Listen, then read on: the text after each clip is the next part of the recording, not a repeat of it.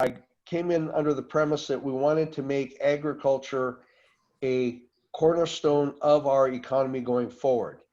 You've seen the numbers on this, but how do we actually do this? So giving us a lot of thought, and this is something I've been working on for probably a dozen years at this point, agriculture, food, and energy, putting it together.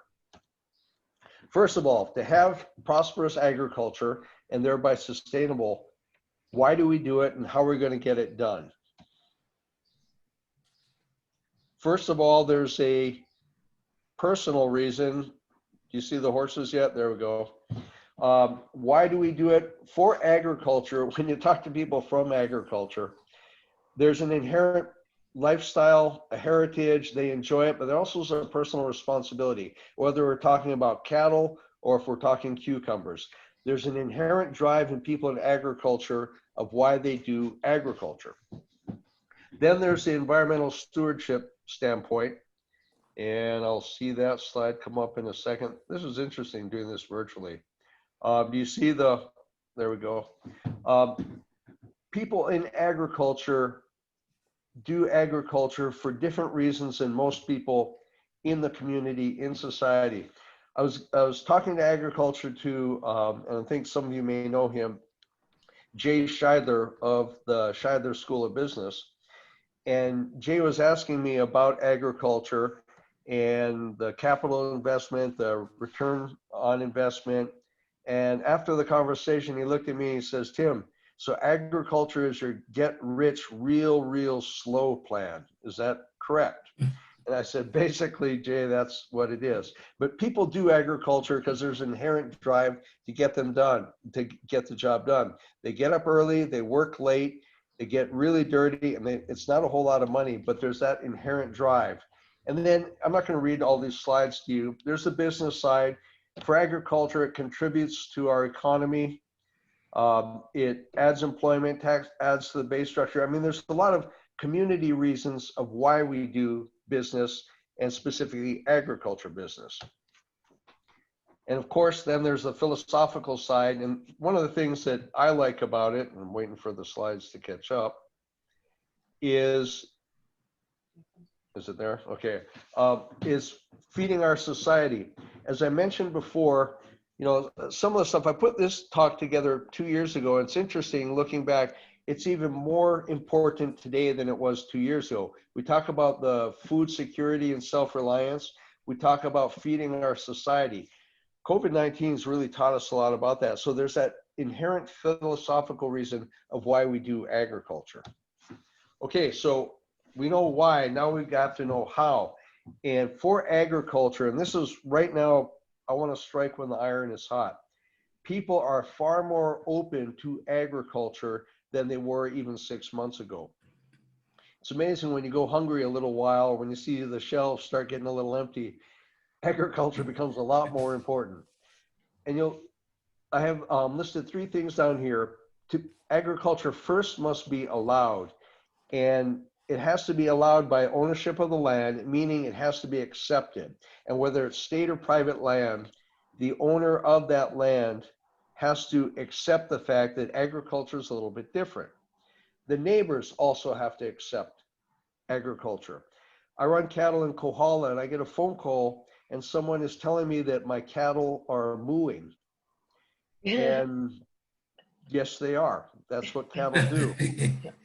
But it's kind of an interesting thing because people are so removed from agriculture, they kind of lose sight. Agriculture is sometimes noisy, sometimes dusty, sometimes has some odors, but that is agriculture, and that's what we have to remind ourselves. But there's a lot of things that agriculture brings. As you can see, open space, carbon sequestration, even aquifer recharge. All of this is part of agriculture. And again, the one at the bottom I have there, government has to accept agriculture. One of the things now sitting in this chair that I push forth is that agriculture, we should not be concerned about the lease rent on land. We should be more concerned about the inherent economy that that land can generate. And that's where the income stream, the tax basis, the taxes on the business itself, not the lease rent. That's what we need to work on. And then, of course, to get it done, we have to be creative. And that will come up in a second. We have specialty markets. We can do land management. We can educate people. We can have other production techniques.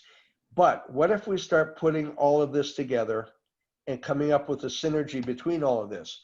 And one of the other things I touch on is for agriculture to be completely and successful going forward, we have to be inclusive. And I don't care what it is, whether it's conventional, organic, plant, animal, food, ornamental, it doesn't matter. It's all agriculture, and we must support all. And that's what we need to do if agriculture is truly going to be successful. So we've been through all this. We've had a quick conversation, talk about agriculture as a whole. We know the demand is there. We know we have the lands, and specifically Big Island. We know we have the water. What we have to do is start changing the mindset. And the good news about the COVID-19 is this is helping us change the mindset. We are going to change because we have to. We're going to have that paradigm shift because we need the infrastructure and we need the processing capability. I throw this slide up here because when it comes up here a second, it's a little bit tongue-in-cheek, but I think to the point. We changed our ideas and we changed our mindset of how we handle things. DDT, back when I was a kid, was the pesticide of choice. They used to use radiation to increase growth of plants, and they used to recommend eating Vaseline. Okay, we don't do this anymore, but the point is we shifted. When you learn something that's not the right thing to do, you shift. And so that's what we can do. So a successful future for agriculture as a whole is that we have to patronize our agriculture, not subsidize. We have to accept the inherent value that local agriculture will bring. And one of the things that on this is so a paradigm shift. And I like this quote from Neil deGrasse Tyson. When's the last time you changed your mind? That's what we as a society have to do to go forward. So with that, future direction, it's trying, food self-reliance, energy self-reliance, and economic growth. And I believe agriculture will be that part. Energy. We have to put these things together. The source of energy in Hawaii, and this is statewide, is petroleum 60%, renewables 20%, coal is 13%, that's primarily Oahu, and then there's some other small generation. Big Island, we don't have coal, obviously, and actually for the Big Island, we're in the high 30s to low 40s when it comes to renewable energy. And this is just a graphic that shows what the continental US is going. We have the Clean Energy Initiative coming forth that we want to be total renewable by 2045. So how are we going to get there? And this is another graphic from the Hawai'i lecture that just shows us we have a peak of about 200 megawatts, and we're approaching that 50%. We were actually over 50% before the lava episode that wiped out the geothermal. So going forward, we need agriculture, we need energy. Let's put this all together. We need a comprehensive water plan, both potable and irrigation, an agricultural plan that builds and rebuilds the local production, but also the value added, the processing. And we need to have a renewable energy. If we put all this together, we'll strive towards that self-reliance. But the important thing is, what if we combine all these things and put them together? So, pump storage hydro. We have an energy generation that runs water down the hill and at nighttime uses wind turbines to pump the water back up the hill. We have water that is our energy storage, but we can use that water for irrigation. We can also use that energy for the value added into agriculture, whether it be pre-cooked roast, flash frozen vegetables, whatever the case may be. We start creating the economic generator, the agriculture economy in itself, which creates the jobs. We have that whole food self-reliance and food self-security because of creating all of this stuff. and ultimately we lead to economic growth. We can't start one of it. We have to kind of start all of it. And this is just some quick graphics to bring that home. We have a reservoir up at higher elevation. We run the water down through the hydros till we drain it in a lower reservoir, and then we use wind turbines to pump that water back uphill and fill the reservoirs again during the time when we don't need the energy, typically at night. That water we can again use for that irrigation. 1 acre inch, which is 1 acre of land with 1 inch of water on, it's about 28,000 gallons.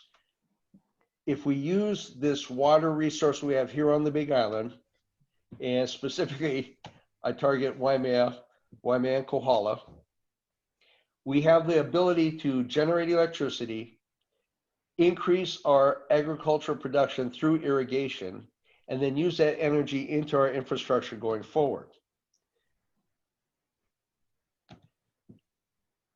What that does, again, is it increases our food self-reliance, food self-security, energy generation, creates the economy, and makes our community food self-reliant and more energy self-reliant. So with that, we're just about POW here. Future direction, food self-reliance, energy, and economy. Waiting for the slides to catch up.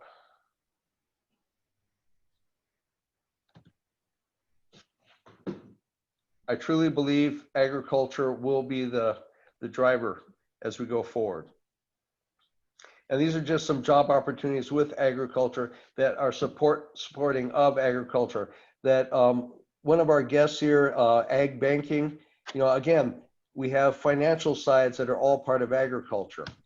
And winding down here, what I try to do when I'm sitting in council and we come up with these considerations, I try to seek the synergy between the cultural side, the economic side, and environmental side. And every decision I make is floating around here, trying to look for that elusive gray center, but trying to balance all of the needs of our community by considering all these things. What I have learned sitting in council is while I'm considering that, through all the testimony, we have emotions and common sense overlying all of this. And that division line slides back and forth depending on what we're talking about. What I try to do is listen to that, but then I try to push it in the background when we're making these decisions. So with that, again, Hawaii Island Ag, Water, Energy, a Food Nexus, energy production, food production, waiting for the slide to catch up, environmental management, job growth, economic growth, and a successful community. And I want to leave you with this. Catch up, yep. Okay. What do these cultures have in common? The Egyptians, Angkor, that's Angkor Wat. We have the Mayan culture, and regrettably now, Venezuela. What do those cultures all have in common? Well, at one point, they were all great societies. They had great advancement in science and or culture, but they're all declining or gone. Why? In part, they forgot about agriculture. And that's one of the things that we need to be mindful. So with that, I'll leave you with pictures of North Kohala and cattle grazing. And did that catch up? Questions. That is it. I am done.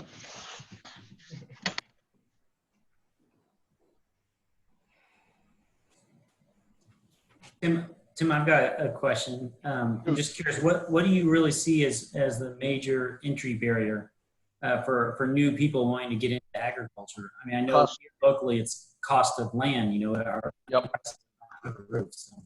Cost of land. So if we can take, and there's a couple of models out there, like I said, there has to be inherent value that is gleaned by the, and you know what we can do? Let me shut down, well, no, I'll probably knock myself off. It's the capital investment for agriculture, and the cost of our lands here is exceedingly high.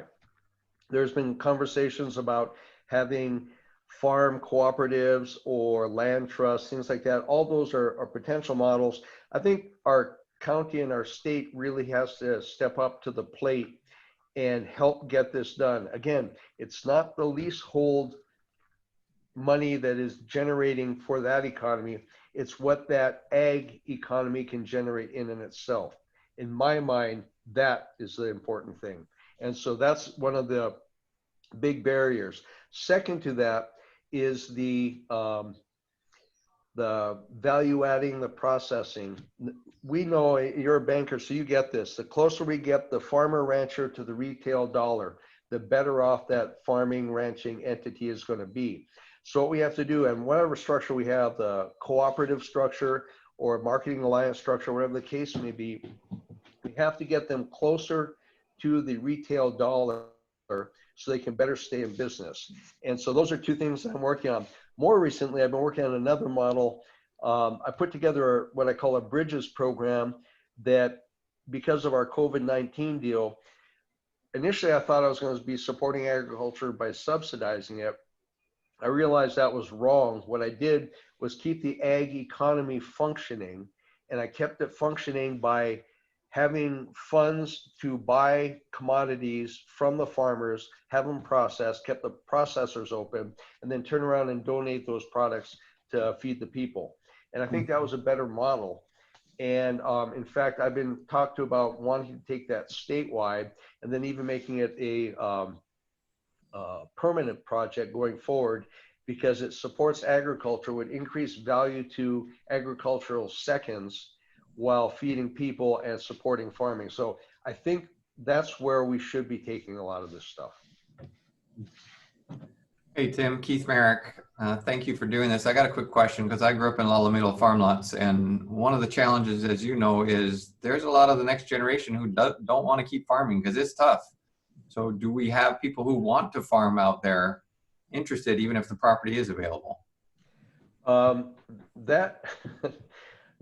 Keith, you hit one of the problems on the head. And we have a slide.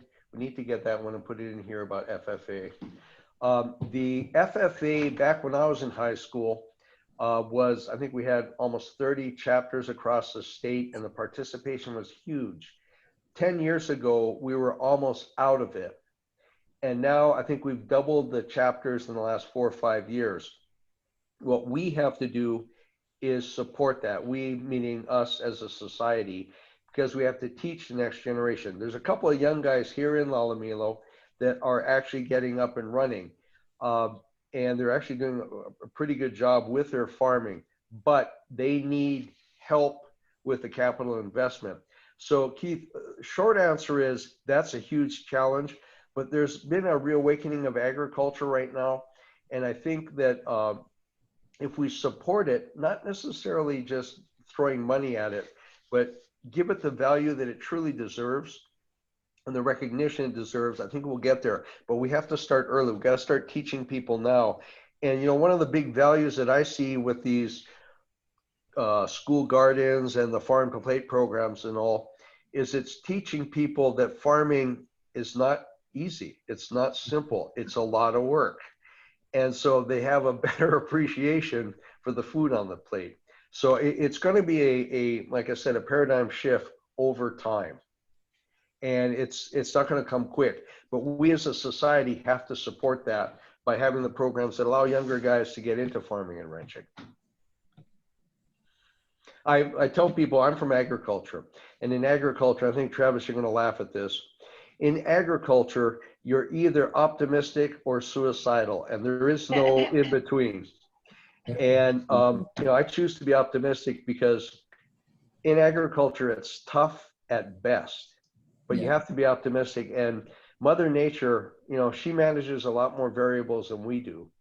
What we can do is learn and pay attention to what she's telling us, and then use everything we can to mitigate some of those things that she throws at us. And it's very possible. We know how important agriculture is to society surviving. but we as a society have to recognize that we have to support it. We can't beat it up all the time. And that's part of the reason why I chose to go into politics, is to be sure we have good public policy going forward. We have to have good public land policy, water policy, and even when it comes to environmental policy, we have to be recognizing that agriculture is actually some of the first environmentalists. We don't destroy the land. There are some bad players, but there's bad players in everything. We have to go forward and keep seeking the right way forward. And part of that is we got to tell our story better.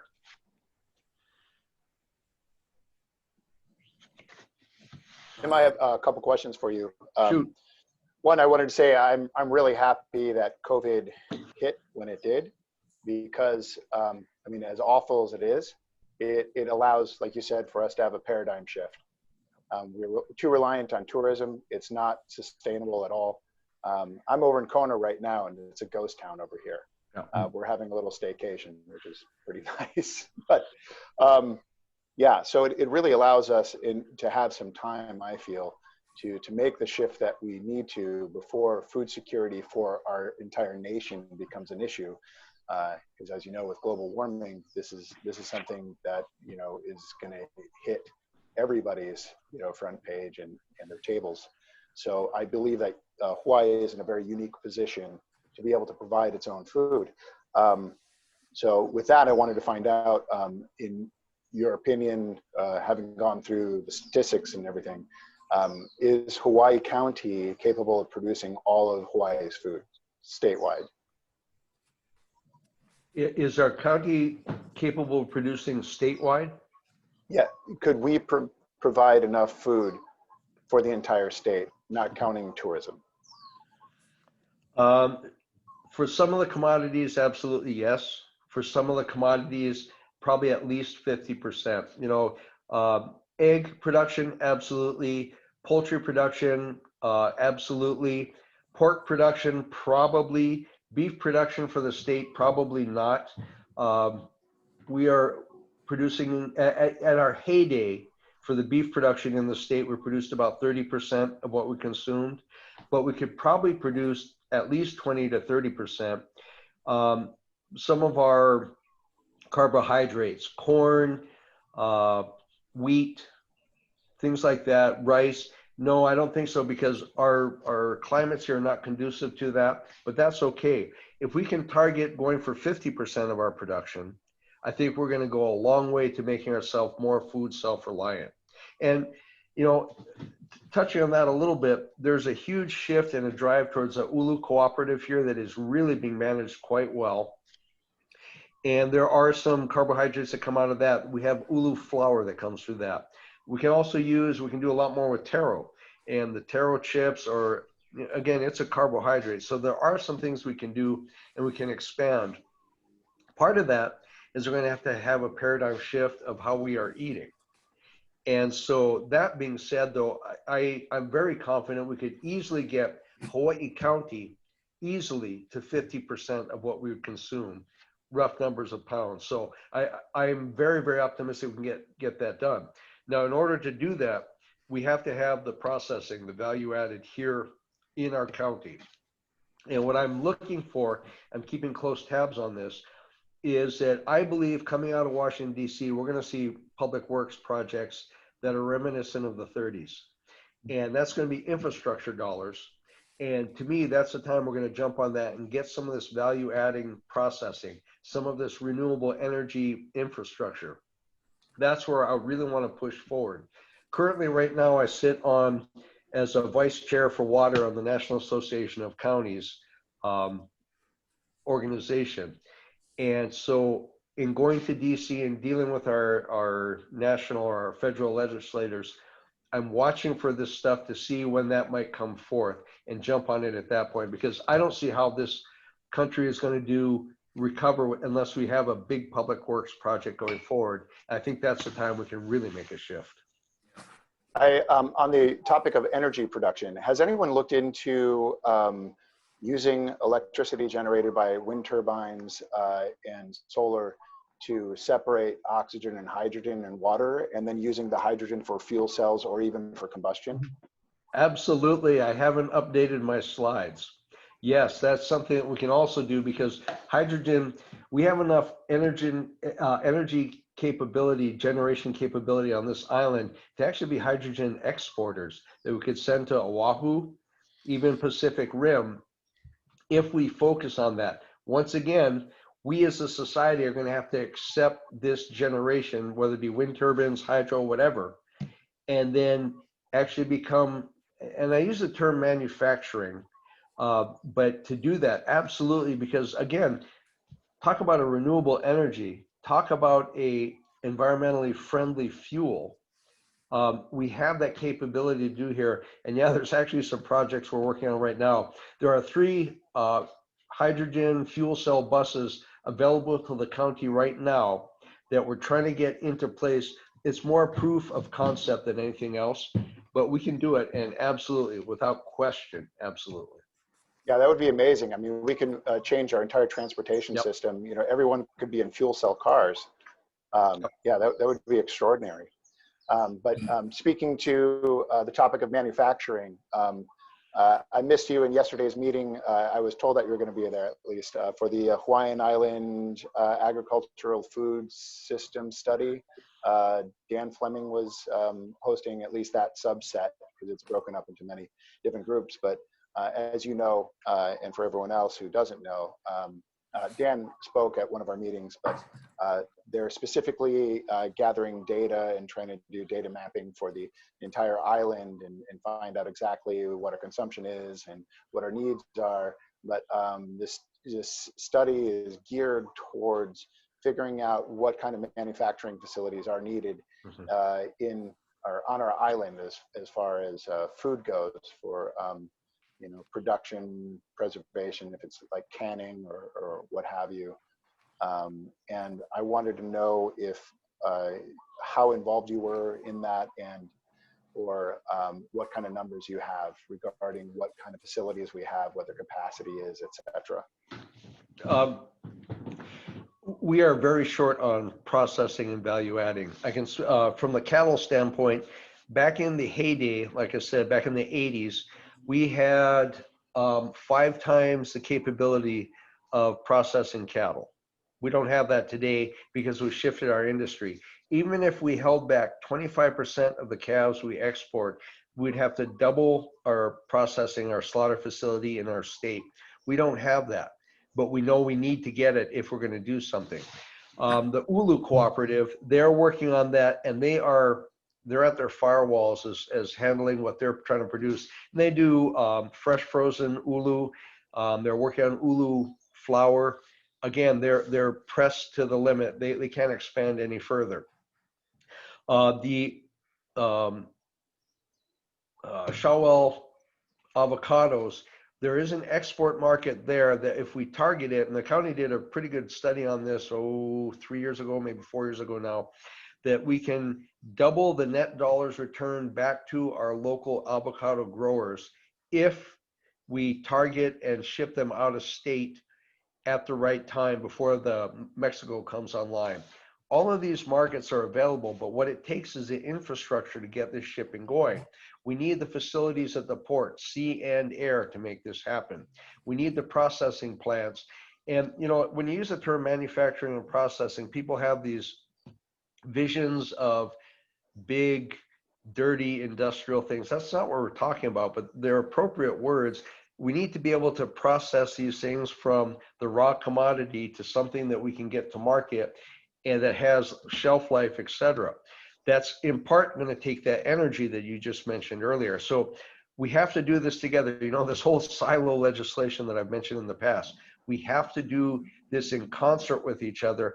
Look at our energy needs and capabilities. Look at our food production and needs of what we need to process that and blend this stuff together. We got to work with our energy companies, Helco. We have to work with our farmers. We have to work with even our bankers. We have to put this all together and not get so stuck in our little lane that we're not looking at the impact of other things. You know, case in point, there's a hydroelectric plant, there's 2 in Hilo on the Wailuku River, and they are still waiting to get their permit to use the water. And this is a non-consumptive use. It comes out of the river through the hydro back into the water. I toured these hydro plants. They have the number, I think it's 1907, and that's the manufacturing date of these hydros. They just want to update this, but they can't update it unless they have a secured permit going forward. And this is a failing of government. We haven't updated this stuff to make this thing go forward. Which agency is holding up that permit? DLNR. Okay, interesting. So, so I understand, you know, Honua or Honua Ola, Yep. as they're known now. Yeah. They got their permits through DLNR and Department of Health as well, I believe. And then they were basically stalled out by the Public Utilities Commission, correct? And now they're seeking to overturn that. But I wonder how they were able to get through all those hurdles, and when hydroelectric is not. But that definitely is a problem that needs to be addressed at some point. As far as land use goes and the need for land, my understanding is that the Hawaii Island has a significant amount of land that's owned by the state, and that they're willing to lease the land, but the requirements for being able to lease the land are very significant and difficult to go through. I don't know what they are, but is that your understanding as well? Yeah, now you have two agencies that lease out land to agriculture. DLNR, Department of Land Natural Resources, and you have Department of Agriculture. I think it's 12 years ago now, Act 90 was a law passed that mandated shifting all the DLNR leases managed by DLNR over to Department of Agriculture, because the mission of Department of Agriculture is agriculture. The mission of DLNR is preservation. And so it makes more sense to have ag manage ag. But we've run into some hickeys on that. And again, it comes down to the premise of how we're going to manage going forward. We have lands on this island and in this state that we could do better with agriculture, but we have to have the political will to get us to agriculture. And I think I'm one of, there's between county council, mayors, governor, senators, representatives, there's about 135 of us elected officials statewide, and there's 2 of us, I'm one of them, that come from agriculture. And so the problem is you don't have an understanding of agriculture. So thereby we run into policy problems because, you know, they talk about an ag lease. Well, 5 years. 5 years is a long time. Not in agriculture. I told people, I said, if you're going to give a 5-year lease for cattle, don't waste their time, because you're just going to be getting the ball rolling. And then you're going to be up for lease renewal. And this is the other thing I talked to DLNR about. If you have a good steward of the land, why are you going to put it out to open bid for a new person to come in? And let's just take ranching as an example. And I was told, well, that's because we can get a higher lease rent.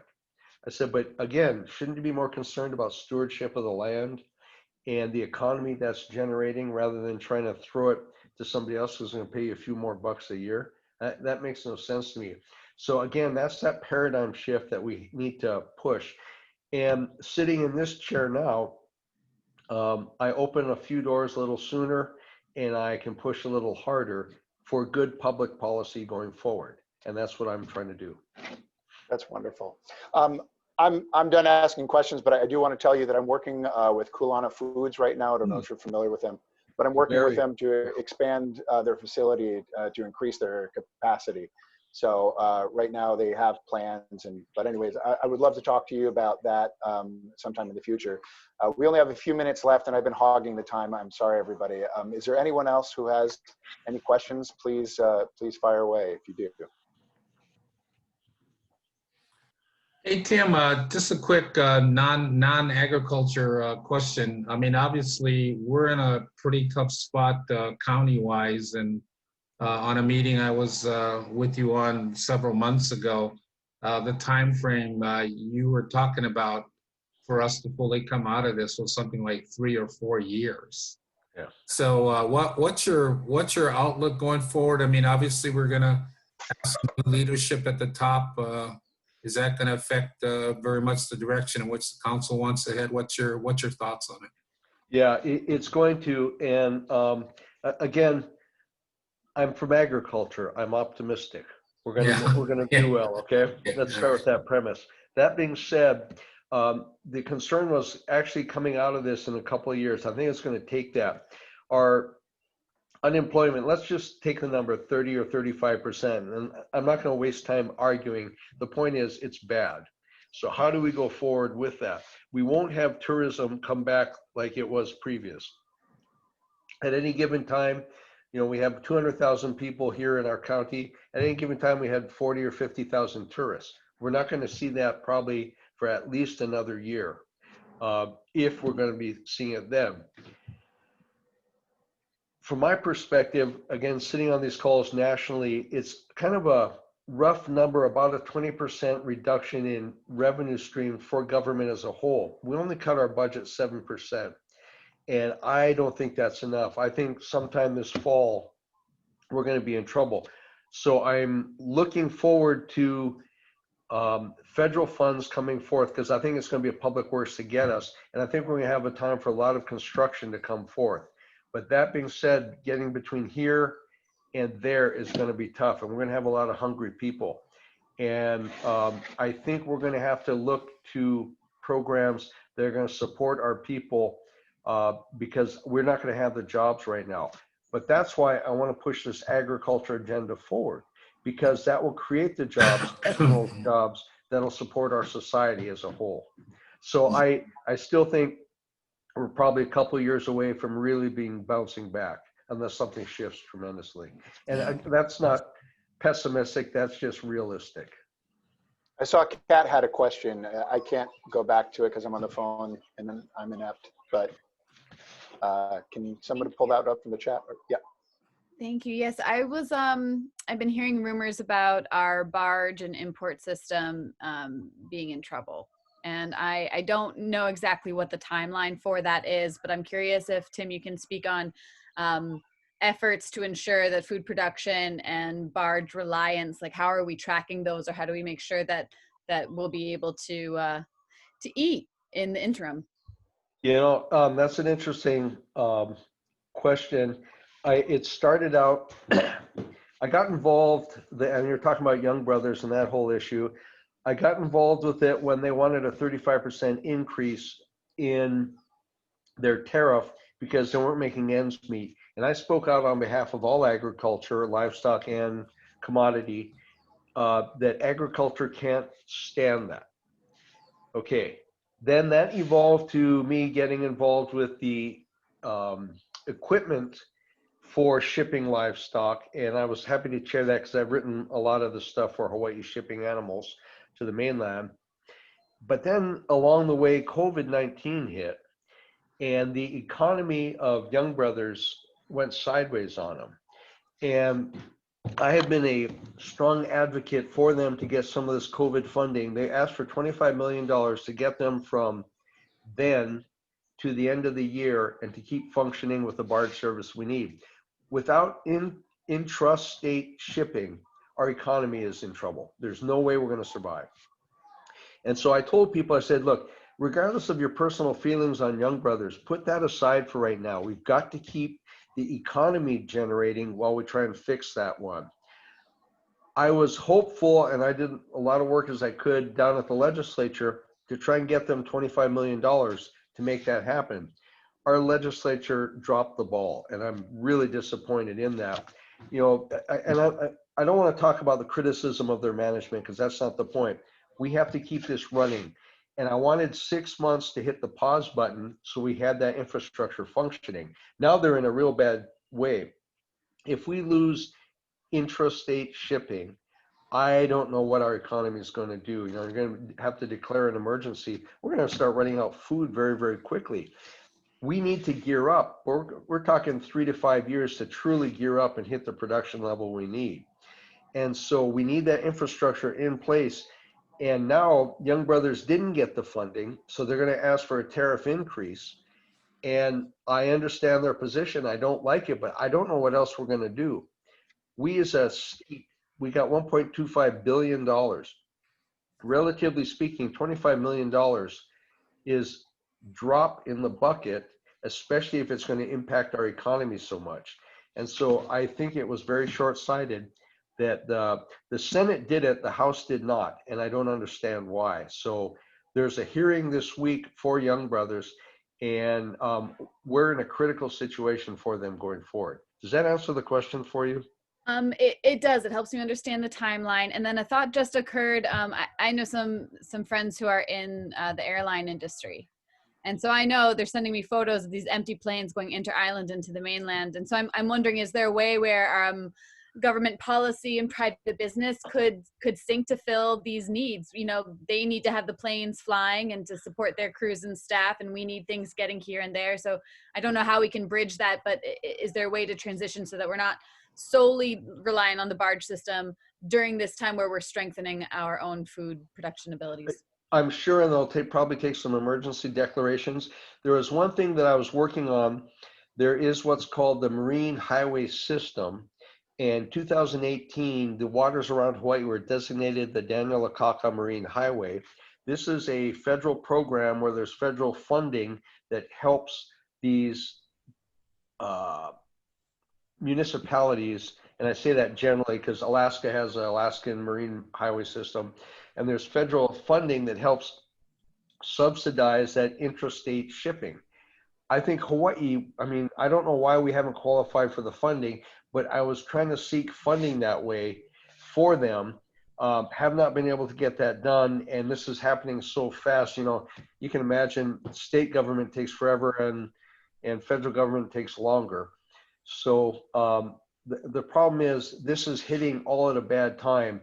But the short answer is, yeah, I'm sure there's things we can do there. The question is, and then what? I mean, that'll be a bridge. But the long answer is we need to have ocean freight between islands, period. How are we going to, as a society, as a community, we have to support that. What does that mean? So right now, I advocate for Young Brothers. I'm not thrilled about a tariff increase because nobody has any money right now. But this is where I think government should have stepped up to the plate and done something for the short term and then seek that answer in the next 6 months. So now they're putting, especially the outer islands, in a precarious position. And this was important enough that when Senator Lorraine was putting forth a resolution to seek some of this funding, I got support from all 4 councils, Hawaii, Maui, Kauai, and City and County of Honolulu. Cherry Kaika Anderson supported us saying, you know, we're in this together, and it doesn't affect Honolulu, but they supported the resolution. We're after 1 o'clock, but Charlene had a question. I'd like that to be our last question. Charlene? Sure.